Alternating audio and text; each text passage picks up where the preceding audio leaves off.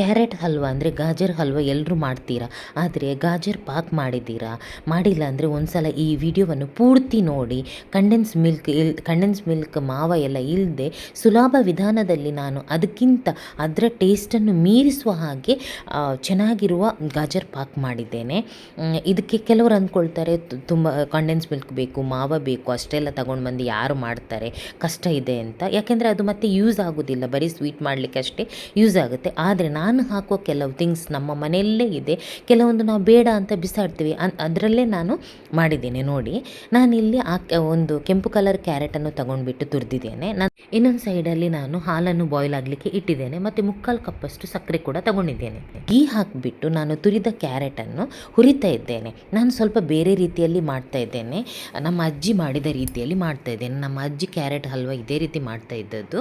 ಅವರು ಹಾಲಲ್ಲಿ ಬೇಯಿಸ್ತಾ ಇರಲಿಲ್ಲ, ಹಾಲು ಹಾಕಿ ಬೇಯಿಸಿ ನಂತರ ಸಕ್ಕರೆ ಹಾಕಿ ಬೇಯಿಸಿ ಅದು ತುಂಬ ಸಾಫ್ಟ್ ಆಗುತ್ತೆ, ಪಾಯಸ ಥರ ಆಗುತ್ತೆ ಅಂತ ಹೇಳ್ತಾರೆ, ಅಂದರೆ ಕೀರ್ ಥರ.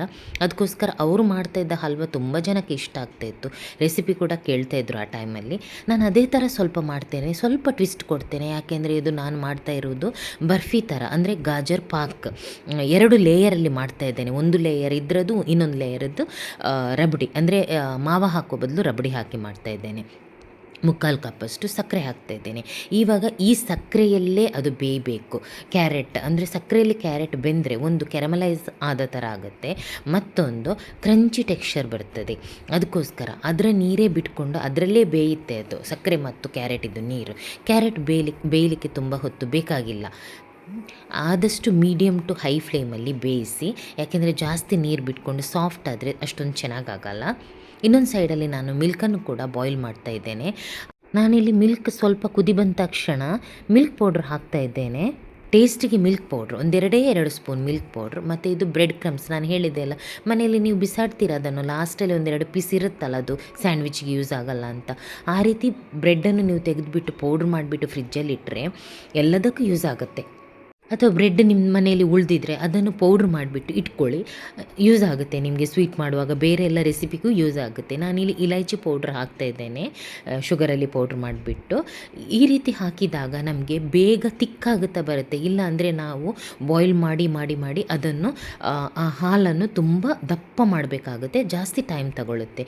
1/4 ಕಪ್ಪಷ್ಟು ನಾನಿಲ್ಲಿ ಸಕ್ಕರೆ ಹಾಕಿದ್ದೇನೆ. ನೋಡಿ, ಇಲ್ಲಿ 3/4 ಕಪ್ ಹಾಕಿದ್ದೇನೆ ಕ್ಯಾರೆಟಿಗೆ, ಮತ್ತು ಮಿಲ್ಕಿಗೆ 1/4 ಕಪ್ ಹಾಕಿದ್ದೇನೆ. ಇಲ್ಲಿ ಕೂಡ ನಾನು ಇಲೈಚಿ ಪೌಡ್ರ್ ಹಾಕ್ತಾ ಇದ್ದೇನೆ. ಸೊ ಈಗ ನೋಡಿ, ಸಕ್ಕರೆ ಮತ್ತು ಅದರ ನೀರು ಬಿಟ್ಕೊಂಡು ಫುಲ್ಲು ಡ್ರೈ ಆಯಿತು. ನಾನಿಲ್ಲಿ ಮನೆಯಲ್ಲೇ ತೆಗೆದಿಟ್ಟ ಫ್ರೆಶ್ ಮಲೈ ಹಾಕ್ತಾ ಇದ್ದೇನೆ. ಫ್ರೆಶ್ ಮಲೈ ಅಂದರೆ ಹಾಲಿನ ಕೆನೆ ಎಲ್ಲರೂ ತೆಗೆದಿಟ್ಟರೆ ಈ ರೀತಿ ಫ್ರಿಜ್ಜಲ್ಲಿ ಎಲ್ಲದಕ್ಕೂ ಯೂಸ್ ಆಗುತ್ತೆ. ಇದೆಲ್ಲ ನೋಡಿ, ನಾವು ಹೊರಗಡೆಯಿಂದ ತಗೊಂಡು ಬರಬೇಕು ಅಂತ ಇಲ್ಲ, ಮನೆಯಲ್ಲೇ ಇರುತ್ತೆ ಇದೆಲ್ಲ ಐಟಮ್, ಅದರಿಂದಲೇ ಮಾಡ್ಬೋದು. ಇದು 1.5-2 ಸ್ಪೂನ್ ಅಷ್ಟು ನಾನಿಲ್ಲಿ ಸ್ವಲ್ಪ ಕ್ಯಾಶ್ಯೂವನ್ನು 10 ಕ್ಯಾಶ್ಯೂವನ್ನು ತಗೊಂಡು ರೋಸ್ಟ್ ಮಾಡಿಬಿಟ್ಟು ಪೌಡ್ರ್ ಮಾಡಿದ್ದೇನೆ, ಅದನ್ನೇ ಹಾಕ್ತಾ ಇದ್ದೇನೆ. ಇದು ಸ್ವಲ್ಪ ಸ್ಟಿಕ್ಕಿ ಟೆಕ್ಸ್ಚರ್ ಕೊಡಲಿಕ್ಕೆ, ಯಾಕೆಂದರೆ ಬರ್ಫಿ ನಾನು ಗಾಜರ್ ಪಾಕ್ ಮಾಡುವಾಗ ಒಂದು ಸ್ವಲ್ಪ ಅಂಟು ಥರ ಬರಲಿ ಅಂತ ಹಾಕಿದ್ದೇನೆ.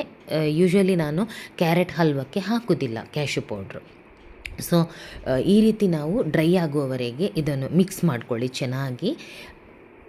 ಇದಕ್ಕೆ ನಾನು 1-2 ಸ್ಪೂನಷ್ಟು, ಸ್ವಲ್ಪ ಟೇಸ್ಟ್ ಎನ್ಹಾನ್ಸ್ ಮಾಡಲಿಕ್ಕೆ, ಜಾಸ್ತಿ ಮಾಡಲಿಕ್ಕೆ 1-2 ಸ್ಪೂನಷ್ಟು ಮಿಲ್ಕ್ ಪೌಡ್ರ್ ಕೂಡ ಹಾಕ್ತೇನೆ.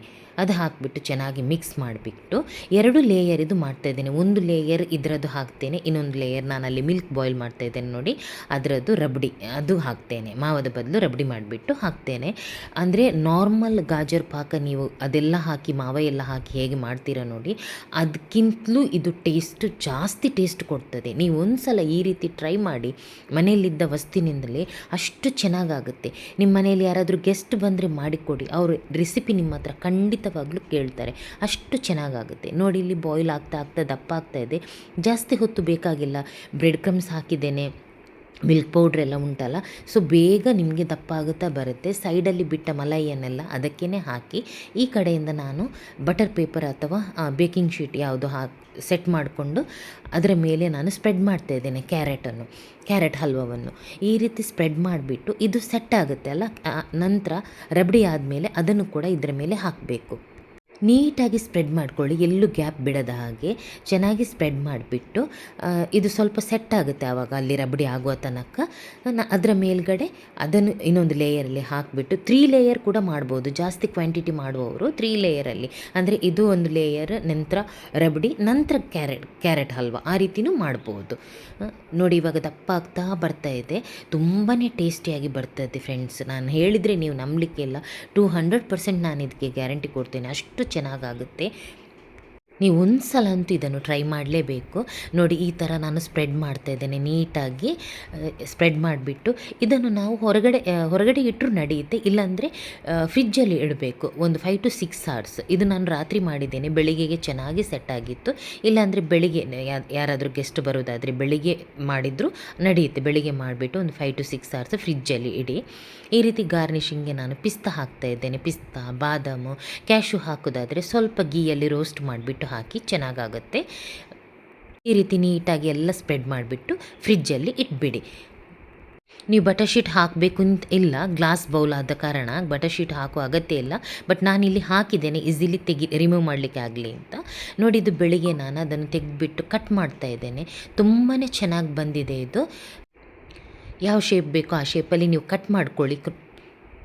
ನನ್ನ ರೆಸಿಪಿ ಇಷ್ಟ ಆದರೆ ಪ್ಲೀಸ್ ಒಂದು ಲೈಕ್ ಕೊಡಿ, ಕಮೆಂಟ್ಸ್ ಹಾಕಿ, ಒಳ್ಳೊಳ್ಳೆ ಕಮೆಂಟ್ಸ್ ಹಾಕಿ, ನಮಗೂ ಮೋಟಿವೇಟ್ ಮಾಡ್ದಂಗೆ ಆಗುತ್ತೆ. ಮತ್ತು ನಿಮ್ಗೆ ಗೊತ್ತಿರೋರು ಎಲ್ರಿಗೂ ಶೇರ್ ಮಾಡಿ, ಅವರು ಕೂಡ ಮನೆಯಲ್ಲಿ ಮಾಡಲಿ, ಫ್ಯಾಮಿಲಿ ಮೆಂಬರ್ಸ್ಗೆ ಗೆಸ್ಟ್ ಬಂದಾಗ ಎಲ್ಲ ಮಾಡಿ ಟ್ರೈ ಮಾಡಿ ನೋಡಲಿ, ಅವರು ಕೂಡ ಹೇಗಾಗುತ್ತೆ ಅಂತ ಅವ್ರಿಗೆ ಗೊತ್ತಾಗುತ್ತೆ. ಸೊ ಯಾರೆಲ್ಲ ಸಬ್ಸ್ಕ್ರೈಬ್ ಮಾಡಿಲ್ವೋ ಪ್ಲೀಸ್ ಸಬ್ಸ್ಕ್ರೈಬ್ ಮಾಡಿ, ಲೈಕ್ ಮಾಡಿ, ಕಮೆಂಟ್ಸ್ ಮಾಡಿ. Thank you.